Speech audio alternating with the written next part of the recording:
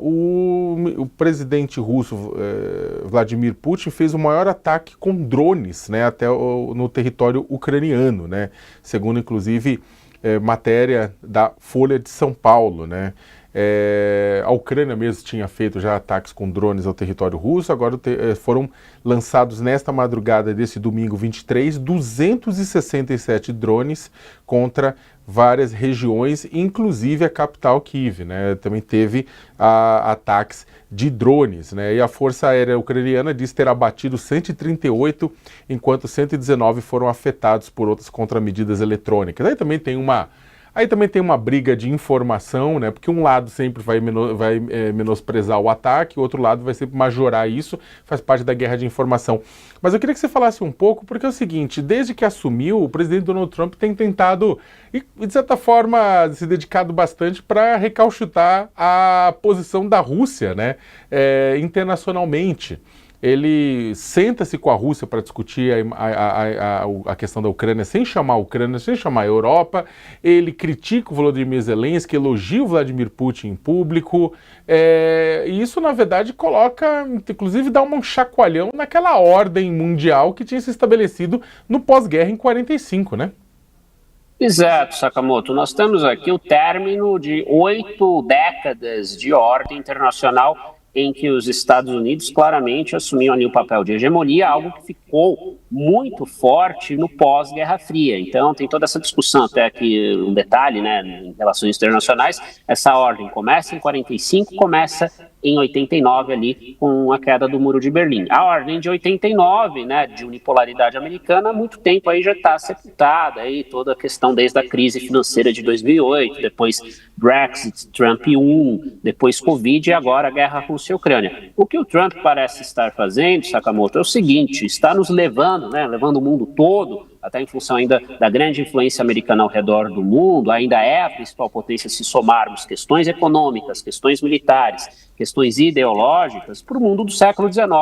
E qual é o mundo do século XIX? É um mundo de esferas de influência. Tanto que o secretário de Estado, Marco Rubio, né, o senador lá da Flórida que virou secretário de Estado, que é o chefe da diplomacia americana, ele falou que é uma anomalia ter uma única grande potência.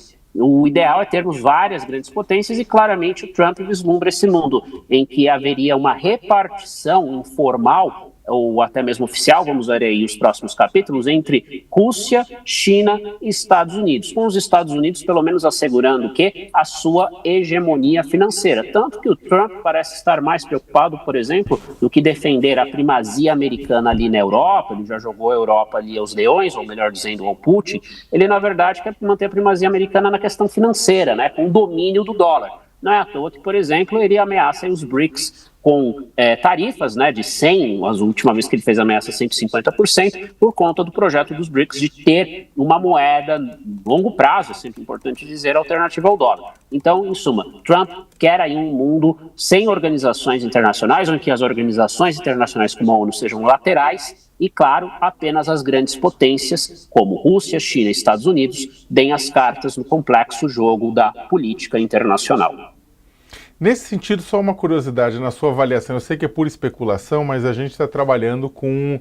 você está trabalhando com superpotências e um mundo multipolar, mas, digamos, tripolar, né? China, Rússia, Estados Unidos. Esse mundo novo, ele trabalharia ainda com esferas de influência na sua avaliação, ou seja, com áreas em que cada uma dessas potências atuaria, ou essas esferas de influência seriam sobrepostas? Por exemplo, haveria influência da China e dos Estados Unidos no Brasil. Eu digo isso porque em algum momento pode dar pau, né, nos interesses dessas três potências com relação à questão econômica, por exemplo. Exato, Sakamoto. Nós temos aqui vários cenários possíveis. Um deles é de esferas de influência bem definidas. Então, os Estados Unidos procurariam reassegurar o quê? Sua influência no hemisfério ocidental e até mesmo na Europa, porque não é à toa, como a gente estava falando mais cedo, o Musk ele quer ali influenciar eleições europeias, porque o Trump precisa de aliados na Europa. Aliados, é importante dizer, de extrema direita. Sequer aliados de direita vão servir ali aos propósitos de Trump nessa reconfiguração da ordem mundial. A Rússia reafirmar a sua influência sobre a Ásia Central, com a qual, é importante dizer, ela compete com a China, ali países como o Cazaquistão, que já fizeram parte do Império Soviético, e também o leste da Europa, que é a grande preocupação dos europeus. O Putin, ele vai parar na Ucrânia, ele vai querer um dia reocupar áreas, isso não é piada, é sério. Da Polônia, os países bálticos, né, Estônia, Lituânia, Letônia. Então nós temos aqui vários cenários. E a China, claro, ali procurando, sobretudo, a reunificação com Taiwan, mas também procurando ali a primazia no Indo-Pacífico. Uma hipótese alternativa seriam potências médias, como o Brasil, a Turquia, a Nigéria, a Argentina, quiçá o México, a Argentina, Indonésia e, claro, a Índia, que fica ali num nível intermediário entre potência média e grande potência por ter armas nucleares, buscarem ou apoiar uma dessas três grandes esferas que parecem estar surgindo, ou então buscar o quê? Reforçar o seu domínio sobre as suas regiões, como o Brasil na América do Sul e a Índia ali no sul da Ásia. Então nós temos esses dois caminhos possíveis, mas que Trump não vai dar aqui colher de chá, principalmente para governos à esquerda na região, me parece que, de fato, isso vai acontecer. Então podemos esperar, tanto na América Latina quanto na Europa, uma força muito forte aí nos próximos anos, né? Algo muito decisivo no sentido de formar governos de extrema-direita para apoiar essa nova ordem que o Trump quer e apoiar essa nova esfera de domínio americano.